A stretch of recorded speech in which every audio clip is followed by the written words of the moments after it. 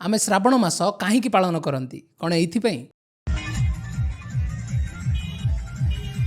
बिल्कुल भी नुहे। आसतु जानिबा कहीं लक्ष लक्ष लोक उपवास रखती खाली गोड़े काउडी धरी एते बाट शिवों उपर जल ढालिबा जाती। जेतेबेले समुद्र मंथन है सेतेबेले गभीर समुद्र अमृत सहित विष बाहरिला।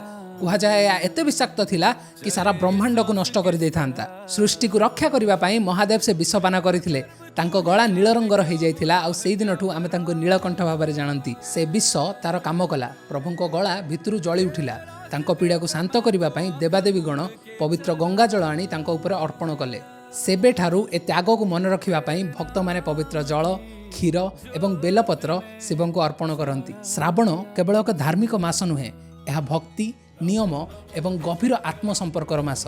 जेमिति वर्षा आसिले सारा पृथ्वी पृष्ठ सफा होगा लगे, सेमिति आम आत्मा को सफा करिवार समय होछि श्रावण। ए समय स्थिरतार प्रतिफलनर एवं चिंतनर। आपण उपवास रखंतु बा छोट दीपटिए जालंतु, किंतु निज कर्म को श्रद्धार सहित करंतु। निष्ठा और शक्ति रे करा जायथिबा काम रे एते शक्ति थाए कि यह सारा सृष्टि को रक्षा करिवार ताकत रखे।